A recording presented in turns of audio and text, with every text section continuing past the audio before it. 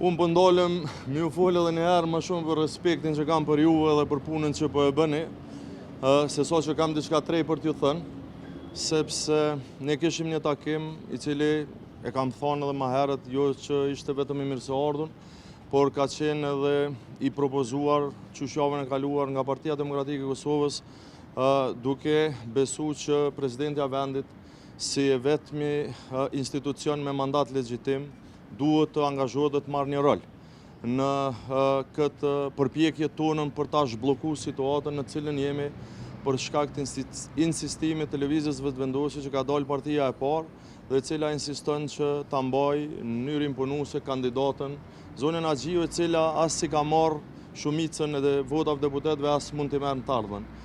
Ishte një diskutim mbrenda pozicioneve që ju i dini, që i den opinioni publik që i kemi shpreh.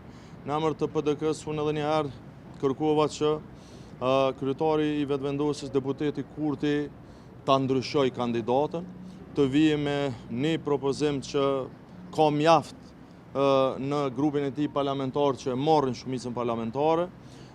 Një gjë e tillë nuk pres që do të ndodhë, andaj fatkeqësisht jemi në situatën pothuajse të njëjtë që jemi, por megjithatë duhet ta shohim këtë takim si një hap para, një përpjekje shtesë edhe nga ana e involvimit presidentës në këtë temë për të gjetur një rrugë zgjidhje.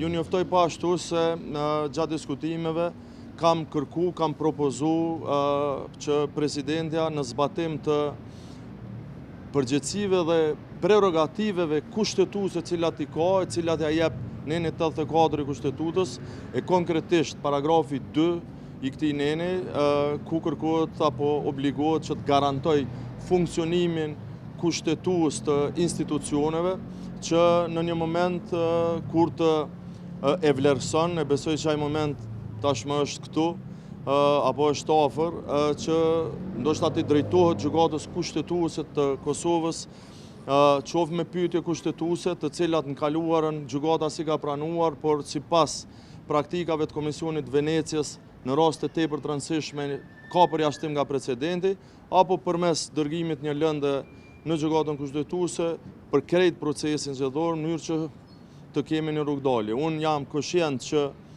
ne ma shumë se sa problem juridik, ne kemi problem politik. Kjo krizë nuk është krizë procedurale, është krizë politike dhe do duhet kishte një zgjidhje politike, por nëse kjo qasje imponuese autoritare e lëvizjeve vetëvendosje vazhdon pa e pas shumicën parlamentare, atëherë ne e kemi për obligim para qytetarëve që na kanë zgjedhur që të bëjmë çmos për të gjetur një zgjidhje. Urdhënoni nëse keni pyetje.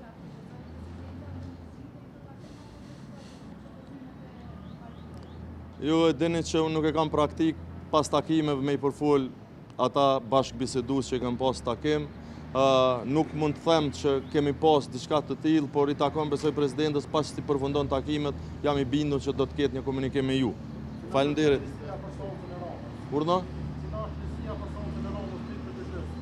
S'ka risi, unë vetë sa thash që nuk ka risi. Thash që nuk jam as pak optimist që zoti Kurti do të ndrojë qëndrimin, sepse ai e ka ditë prej herës parë kur i ka dështuar, e dytës, e gjashtës, e tash sot dhe të 15-ës që votat nuk i ka. Ai nuk i ka votat as për komision, as për kryetare, e as për kryeministër.